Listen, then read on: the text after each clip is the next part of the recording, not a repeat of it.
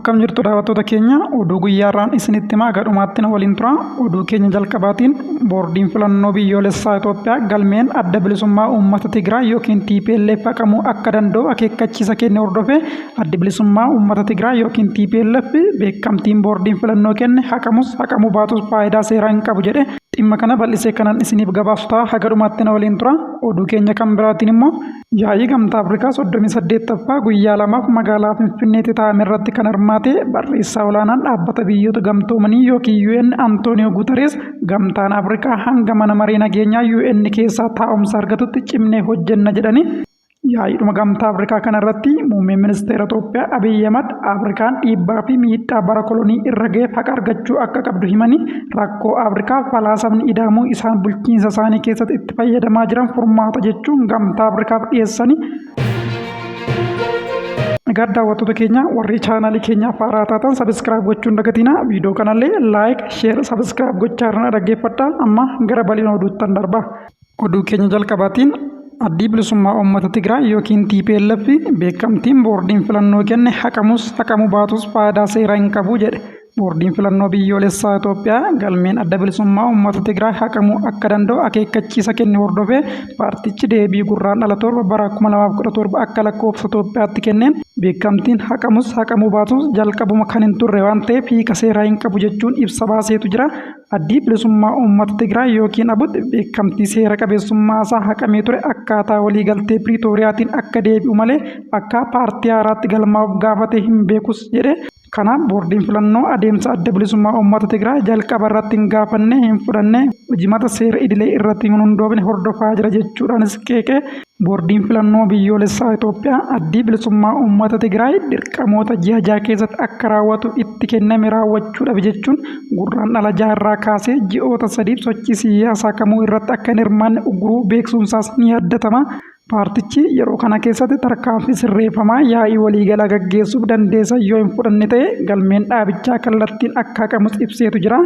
Gareen bakka bu'oota adda bilisummaa uummata Tigraay fi mootummaa dhimmicha irratti marii gaarii gaggeessaa akka jiran kan eere ibsi adda bilisummaa uummata Tigraay baase kun osoo mootummaa Itoophiyaa waliin mariin gaariin gaggeeffamaa jiruuti. Fageenya boordiin filannoo dhimmicha keessatti fudhachuuf deemu biyyaafis ta'e uummataaf bu'aa hin qabu jechuudhaanis qeeqeetu jira. Addi bilisummaa uummata Tigraay hojii isaa gaggeessuu fi akka dhaaba idileetti sochii kan eegale gaafa boordiin filannoo hagayya 3 bara 2017 akka lakkoofsa Itoophiyaatti akka paartii haaraatti galmeesseera jedhe osoo hin taane erga waliigaltee nageenya Piriitooriyaa mallatteessee kaasee akka ta'es ibseetu jira.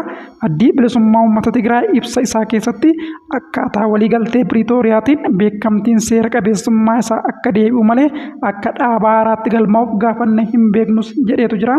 Addi bilisummaa uummata Tigraay seera qabeessummaa isaa deebisisuu irratti adeemsa dogoggoraa fudhatamaa jiru mootummaa Itoophiyaaf ibsuun mariidhaan dhimmicha furuuf yaalii gochaa akka jiru eeruun gareen mootummaa Itoophiyaa fi dhaabicha of keessaa qabu ijaarame irratti hojjechaa jiraachuus ibseetu jira.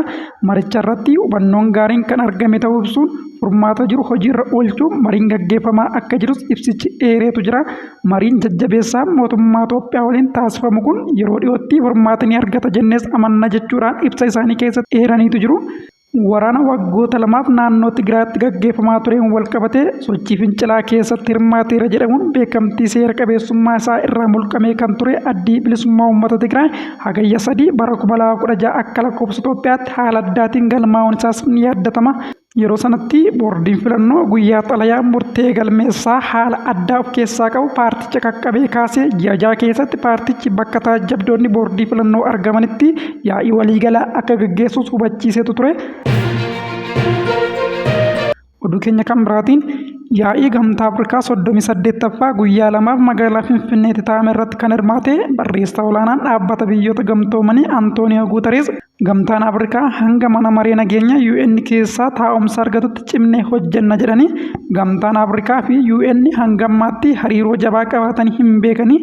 Jaarraa 21ffaa keessaa Afrikaan teessoo dhaabbataa mana maree nageenyaa UN keessaa dhabuun sababa kamiinuu ibsamuu hin qabaatu kana dhugoomsuuf nan hojjedhaas jechuudhaan Antooniyoo Guuterees dubbatanii dabalataan Afrikaan aardii dargaggoota hedduu qabdudha. Daldala bilisaa ardicha keessatti hojiirra oolchuun guddina diinagdeef hedduu murteessaadha jechuudhaanis dubbatanii dhiibbaan kolonii fi daldala garbaa ardii Afrikaa hedduu miidhuu kan himan Antooniyoo Guuteres gamtichi sagantaa bakka dhalootaatti deebisuu jalqabe cimsee hojjechuu qabas jedhanii akkasumas qormaata ardicha mudataa jiru keessaa waraana Sudaanii fi Koongoo kaasaniitu jiru. Sudaan osoo ilaallu ija keenya duratti waraanaan miidhamaa jirti. Hawaasni addunyaa meeshaalee waraanaa dhiiga dhangalaasan akka gara sana hin galleef hojjechuu qabu. Waraanni Koongoo keessaa karaa kamiinuu dhaabbachuu qaba. Furmaanni karaa waraanaa dhufu tokkoyyuu hin jiru jechuudhaan dubbatanii itti dabaluudhaanis Guuteres dhukaasni Sudaanii fi Koongoo keessaa hatattamaan dhaabbachuu akka qabus dhaamaniitu jiru. Muummeen ministeera Itoophiyaa Abiyyi Ahmad immoo gama isaaniitiin yaa'ii gamtaa Afrikaa 38ffaa irratti Afrikaan dhiibbaa fi miidhaa bara kolonii irra ga'eef haqa argachuu qabdi jechuudhaan dubbatanii muummeen ministeera Abiyyi Ahmad rakkoo Afrikaaf falaasamni ida'amuu isaan bulchiinsa isaanii keessatti itti fayyadamaa jiran furmaata jechuun gamtaa Afrikaatiif dhaamaniitu jiru. Itti dabaluunis muummeen ministeera Abiyyi Ahmad Itoophiyaan badhaadhina mirkaneessuuf kutattee kaateetti kanaaf immoo falaasama biyya kanatti dhalate ida'amuu hojiirra oolchiteettis jedhaniitu jiru. Falaasamichi tokkummaa badhaadhina dimokiraasii fi eegumsa naannoo ardicha keessatti jabeessuuf falaasama gargaaru ta'us himaniitu jiru. Dabalataan teekinooloojii dandeettii namtolchee AI Afrikaan qixa sirrii itti fayyadamuu qabdi. AI yoo sirriitti hojiirra oolchine walitti bu'iinsa hambisuuf bulchiinsa iftoomina qabu diriirsuu fi guddina diinagdee haammataa ta'e fiduuf gargaaras jedhaniitu jiru. Haa ta'u malee walabummaa daataa keenyaa eeguu qabna. Karaa Afrikaaf toluu fi duudhaa Afrikaa ibsuun hojiirra oolchuu qabnas jedhaniitu jiru. Itti dabaluudhaanis Dr. Abiyyi Ahmad Afrikaan dammaqinaan guddina teekinooloojii AI yookiin hubannoo namtolchee keessatti hirmaachuu qabdi jechuudhaanis dhaamaniitu jiru. Egaa daawwattoota keenya oduun guyyaarraaf isiniif qabadhee dhufe kan hagammaatti dhageessanidha. Warri chaanalii keenyaaf haaraa taatan sabiskiraayib gochuun dagatina. Chaanalii kanarratti oduu dhugaa ta'e guyyaa guyyaadhaan argattu waan waliin turtaniif galatooma nagaan tura.